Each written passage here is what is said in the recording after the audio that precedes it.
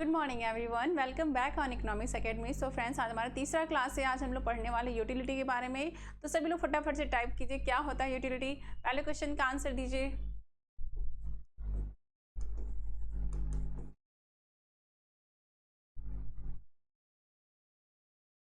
What is utility? Question पूछा जाता है आपसे इंटरव्यू में डायरेक्ट, यूटिलिटी क्या होती है, उपयोगिता क्या होती है, आपको डायरेक्ट उसका आंसर देना होता है। बताइए क्या होता है यूटिलिटी, क्या होती है?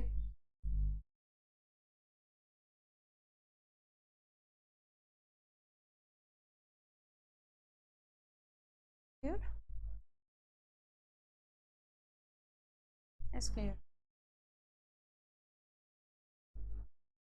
बताइए क्या होता है यूटिलिटी। गुड मॉर्निंग प्रिया, गुड मॉर्निंग प्रीति, गुड मॉर्निंग।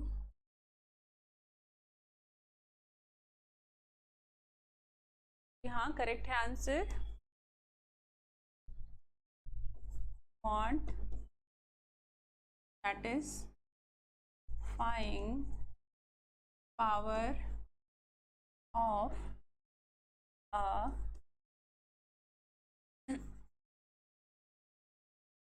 किसी भी वस्तु को उपभोग करने के बदले उससे हमें जो संतुष्टि मिलती है उसे हम क्या बोलते हैं? उपयोगिता, यूटिलिटी। मतलब want satisfying power of a community is called utility. ठीक है, बताइए यूटिलिटी को हम किस में मेजर करते हैं? यूटिलिटी यानी उपयोगिता को हम लोग किस में मापते हैं? आंसर दीजिए। कमोडिटी, यूटिलिटी को हम किस में मापते हैं? तो यूटिलिटी को हम मापते हैं किस में? यूटिल्स में। ये मैं आपको क्वेश्चन आंसर में इसलिए कराती हूँ क्योंकि एग्जामिनर जो है आपसे, इंटरव्यूअर जो है ऐसे ही क्वेश्चन पूछते हैं। अगर आप यूटिलिटी के बारे में कुछ बता रहे हैं तो आपसे पूछेंगे पहले बताइए यूटिलिटी का डेफिनेशन क्या होता है, क्या होता है। तो अगर आपने कभी इस तरीके से नहीं पढ़ा तो आप आंसर करने में हमेशा ही हिचकिचाएंगे। ठीक है, तो utility want satisfying power of a community, utility को हम यूटिलिटीज में यूटिल्स में मेजर करते हैं। किसी को कोई डाउट है तो क्वेश्चन कीजिए।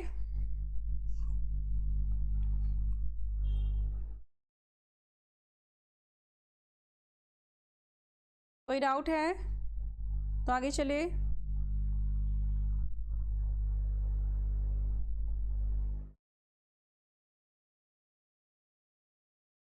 चलिए देखिए, यूटिलिटी के बारे में दो अप्रोच को हम लोग पढ़ते हैं।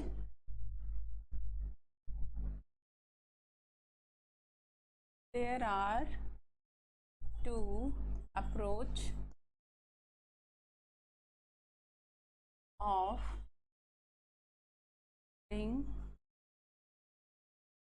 यूटिलिटी।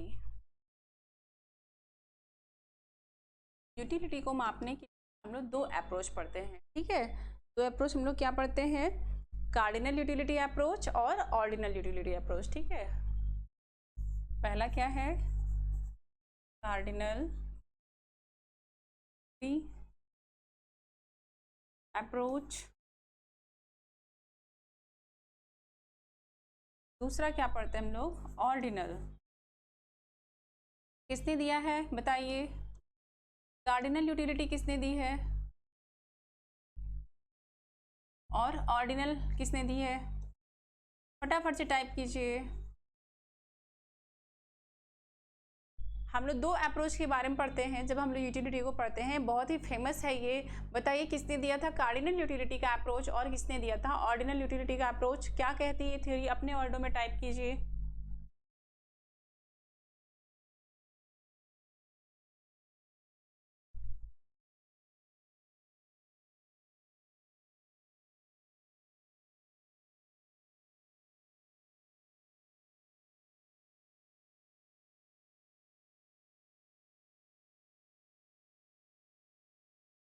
तो देखिए, जो कार्डिनल यूटिलिटी का अप्रोच है वो दिया था मार्शल ने और ऑर्डिनल यूटिलिटी का अप्रोच दिया था हिग्स और एलन ने।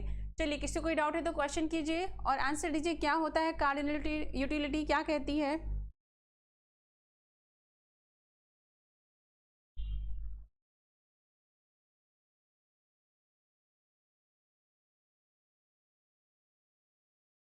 तो देखिए, जो कार्डिनल यूटिलिटी अप्रोच थी वो मार्शल ने दिया था। मार्शल कहते हैं कि हम उपयोगिता को जो है वो संख्याओं में माप सकते हैं। ठीक है, वो क्या कहते हैं कि हम यूटिलिटी को नंबर्स में मेजर कर सकते हैं। जैसे अगर मैंने एक एप्पल खाया तो मुझे उससे क्या एक यूटिलिटी मिली। अगर मैंने 2 एप्पल खाया तो मुझे उससे 2 यूटिलिटी मिली। मतलब हम संख्याएं दे रहे कि मैंने 1 एप्पल खाया तो मुझे 1 यूटिलिटी मिली और 2 खाया तो 2 यूटिलिटी मिली।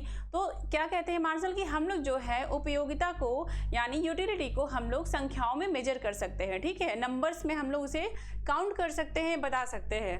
किसी को कोई डाउट है तो पूछिए।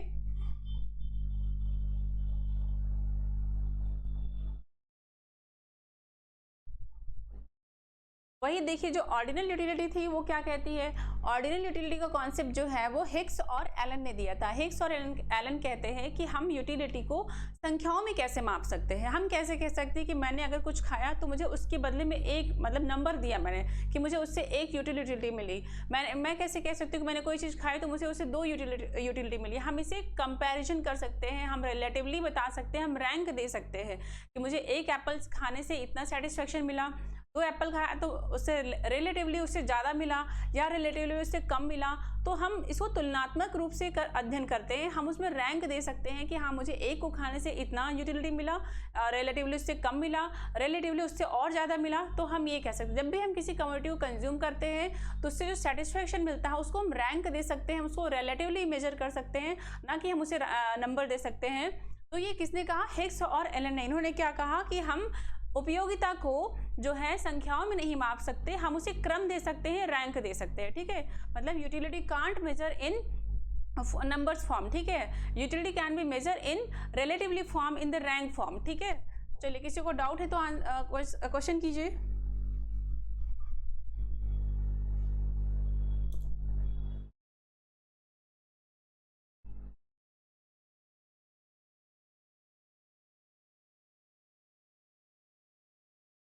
Cardinal approach,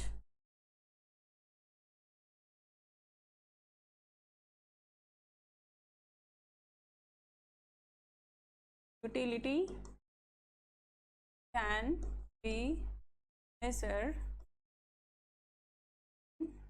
form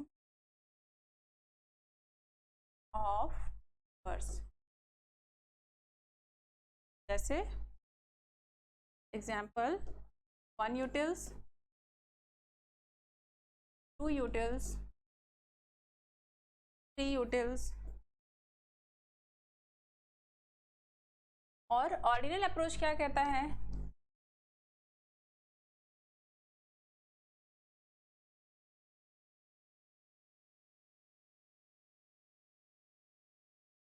utility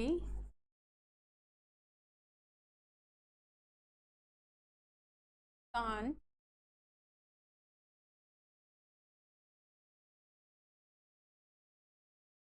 form of numbers, it can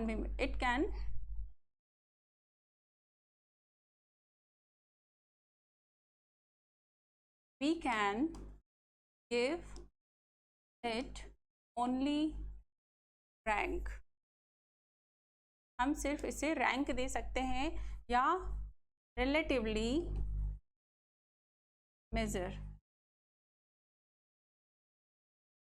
ठीक है, रिलेटिवली मेजर कर सकते हैं हम लोग। ठीक है, तो जब ऑर्डिनल यूटिलिटी थी वो कहती है कि हम उपयोगिता को संख्याओं में नहीं माप सकते, हम उसे रैंक दे सकते हैं, हम उसका तुलनात्मक अध्ययन कर सकते हैं कि इस वस्तु को खाने से या कंज्यूम करने से मुझे इतनी तुलनात्मक रूप से मुझे इतना ज़्यादा सेटिस्फेक्शन मिला है या इतना ज़्यादा कम मिला है। ठीक है, चलिए नेक्स्ट बताइए, किसी को कोई डाउट है तो क्वेश्चन पूछिए।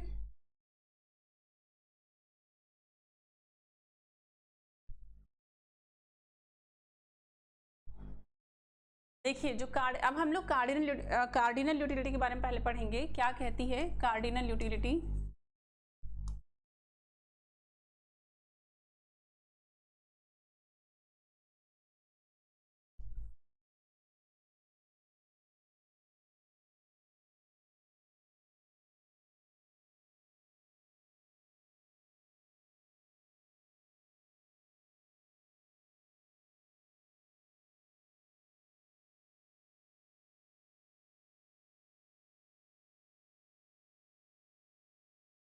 कार्डिनल यूटिलिटी में हम लोग दो बातों को पढ़ते हैं, क्या? Law of diminishing marginal utility और law of equi marginal utility.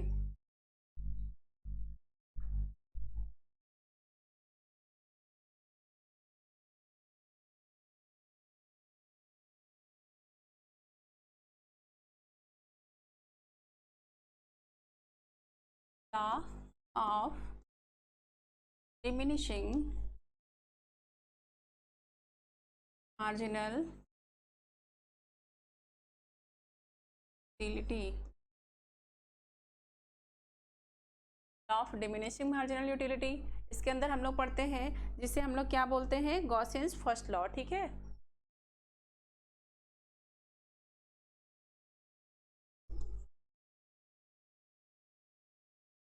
और दूसरा लॉ हम लोग क्या पढ़ते हैं? Law of equi marginal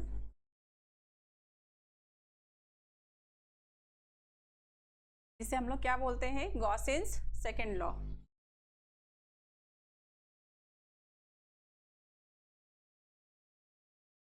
Gaussian का द्वितीय नियम, ठीक है। तो लॉ ऑफ जो कार्डिनल यूटिलिटी अप्रोच है, इसके अंदर हम लोग दो लॉ पढ़ते हैं, law of diminishing marginal utility और law of equi marginal utility. ये भी याद रखिएगा, लॉ ऑफ जो डीएमयू है इसको हम लोग क्या बोलते हैं? गॉसियंस फर्स्ट लॉ, और law of equi marginal utility जो है उसे हम लोग बोलते हैं गॉसियंस सेकेंड लॉ, ठीक है। डाउट है तो पूछिए।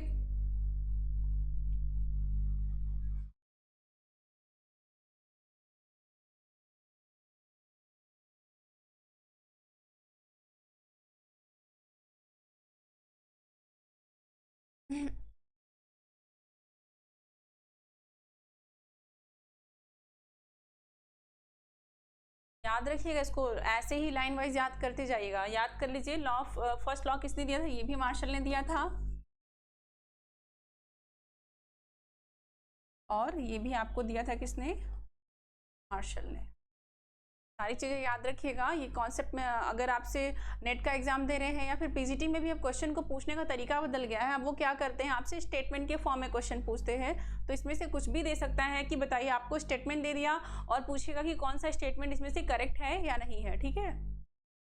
चलिए, कोई डाउट हो तो पूछिए, आगे बढ़ते हैं हम। फिर चला जाए आगे, या फिर डाउट है किसी को कुछ?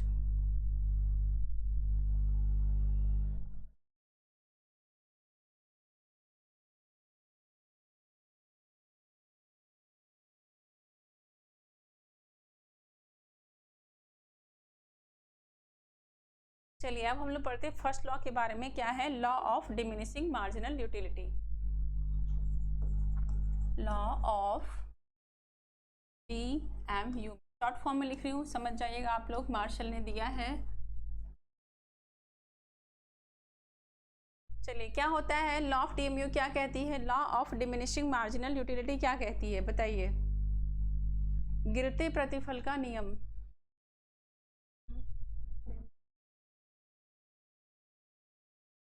गिरती उपयोगिता का नियम, सीमांत उपयोगिता का नियम क्या है? लॉ ऑफ मार्जिनल, हिंदी में क्या कहते हैं? आप लोग सारा चीज़ें नोट्स में दिया हुआ है, हिंदी का नोट्स अलग है आपके लिए, इंग्लिश में दिए हुए नोट्स अलग है। मैं यहाँ पर आपको पढ़ा रही हूँ, जो भी डाउट है मैं उसको हिंदी में एक्सप्लेन करती हूँ। और अगर आपको कुछ भी, तो बिल्कुल आपको नोट्स में टॉपिक वाइज सारी चीज़ें लिखी हुई मिलेंगी। और जो बच्चे जिनके पास से आप उनसे पूछ भी सकते हैं, तो वहाँ पे सारी चीज़ें अच्छे से डिटेल में दी हुई है। आप नोट्स खोला करिए, नोट्स को पढ़िए, आपके सारे डाउट वहाँ भी क्लियर हो जाएंगे। बाकी तो मैं यहाँ पे बोर्ड पे पढ़ा ही रही हूँ।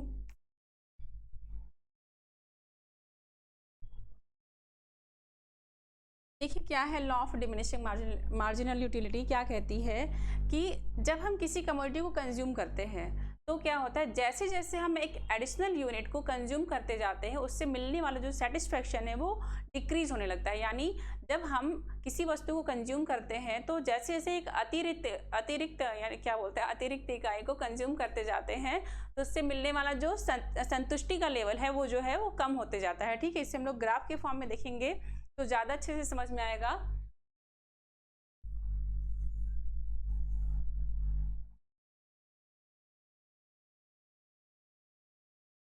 तो डायरेक्ट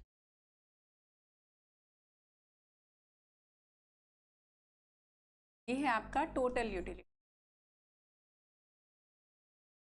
पॉइंट ऑफ इन्फ्लेक्शन क्या होता है, जहां पर कोई भी कर्व जो है अपना कर्वेचर चेंज करता है तो उसे क्या बोलते हैं, point of inflection.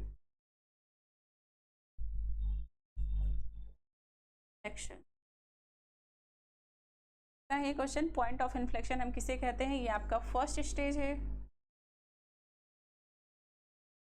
Second stage, third stage.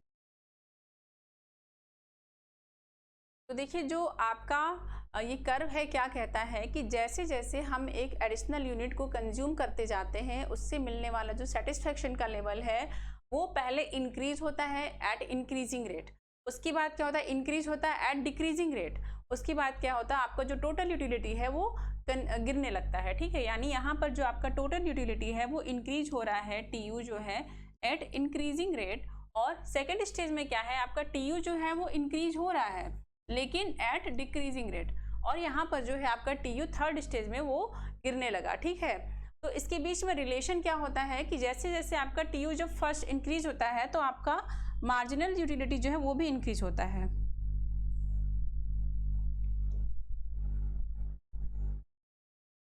आपका मार्जिनल यूटिलिटी ये भी इंक्रीज होता है जब टीयू अपना पॉइंट ऑफ इन्फ्लेक्शन लेता है, तो क्या होता है, मार्जिनल यूटिलिटी वो भी जो है आपका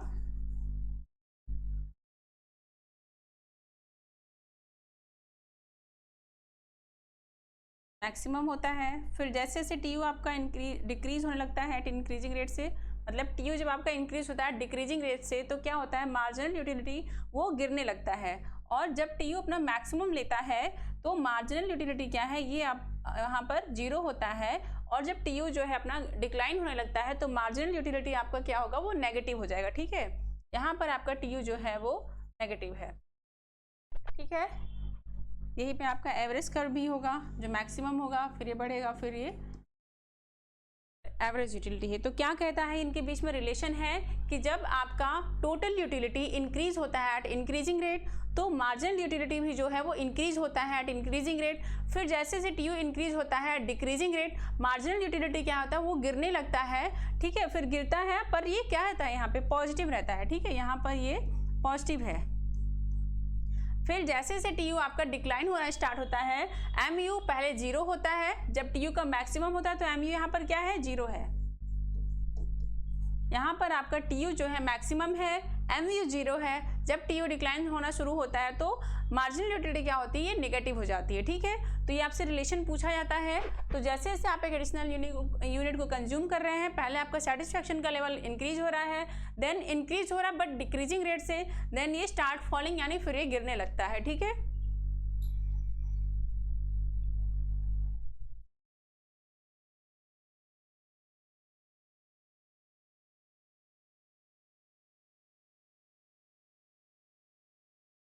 हाँ इसे हम गॉसियन का फर्स्ट लॉ कहते हैं। करेक्ट, सही जा रहे हो आप सभी लोग। हाँ, बहुत ही अच्छा क्वेश्चन पूछा है आपने कि स्टेज ऑफ नॉनसेंस। देखिए जो थर्ड स्टेज है, स्टेज ऑफ नॉनसेंस जो आप कह रहे हैं, स्टेज ऑफ नॉनसेंस हम लोग पढ़ते हैं प्रोडक्शन थ्योरी में। ठीक है, जब प्रोड्यूसर थ्योरी हम लोग पढ़ेंगे तो वहाँ पे हम लोग जब टीपी के बारे में पढ़ेंगे, टोटल प्रोडक्शन, तो वहाँ पे जो थर्ड स्टेज होता है वहाँ पे उसकी बात करेंगे, यहाँ पे हम लोग बात नहीं करेंगे। तो आप क्वेश्चन पढ़ते समय भी ध्यान रखिएगा कि कंज्यूमर थ्योरी है या प्रोड्यूसर थ्योरी है। प्रोड्यूसर थ्योरी में क्वेश्चन नहीं पूछा जाता है। एक प्रोड्यूसर जो है वो सेकंड स्टेज में बना रहना चाहता है, क्यों, क्योंकि वहाँ पे जो उसके रिसोर्सेज हैं वो फुल्ली यूटिलाइज हो रहे हैं, लेकिन वो कंज्यूमर थ्योरी का क्वेश्चन नहीं है, वो क्वेश्चन है आपका प्रोड्यूसर थ्योरी का, तो उसको हम वही पढ़ेंगे। ठीक है,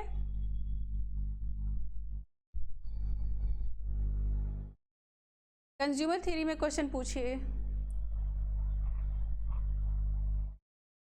सही बता रहे,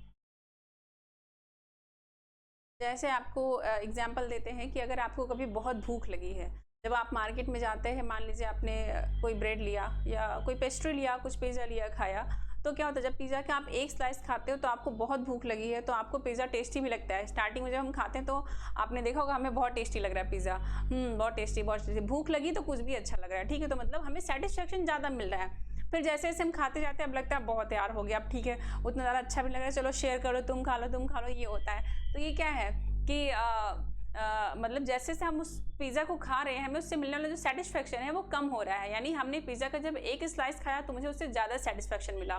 फिर जैसे जैसे हम खाते जा रहे हैं पिज़्ज़ा, तो क्या हो रहा है, मुझे अब उसका टेस्ट कम मिल रहा है, मतलब उससे भी मार्जिन, अब हमें जो उससे एडिशनल यूटिलिटी मिल रही है वो नहीं मिल रही है। अब मुझे लग रहा है कि बस अब एनफ हो गया। फिर अगर मान लीजिए किसी ने फोर्स किया, मैंने एक और खा लिया, फिर और खा लिया, मैं ज़्यादा खाऊंगी तो क्या होगा, मुझे वॉमिटिंग हो जाएगी। ठीक है, तो वॉमिटिंग होना क्या है, एक नेगेटिव रिजल्ट है। ठीक है, मतलब आपको वहाँ पे जो मार्जिनल यूटिलिटी मिल रही थी एक एडिशनल पिज़्ज़ा को खाने से, तो वो क्या है, नेगेटिव हो गई। हम क्या बोलते हैं, मार्जिनल नेगेटिव मार्जिनल यूटिलिटी। ठीक है, हाँ, अब हमें उससे बिल्कुल भी सेटिस्फेक्शन नहीं मिल रहा है।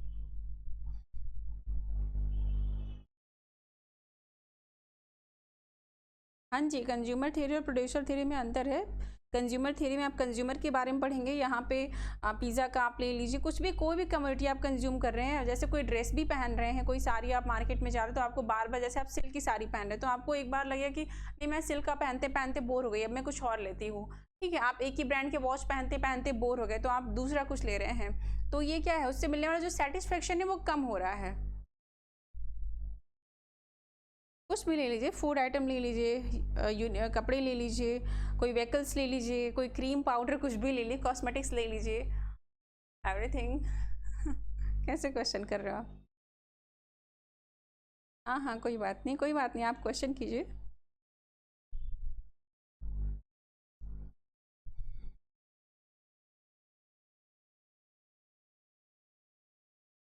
अच्छा, क्या जी कह रही हैं कि एक ही फ्रेंड का मैसेज पढ़ते पढ़ते भी बोल,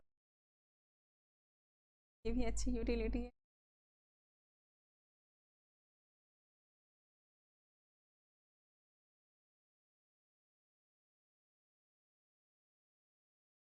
चलिए, कोई डाउट है तो बताइए, आंसर कीजिए जल्दी जल्दी।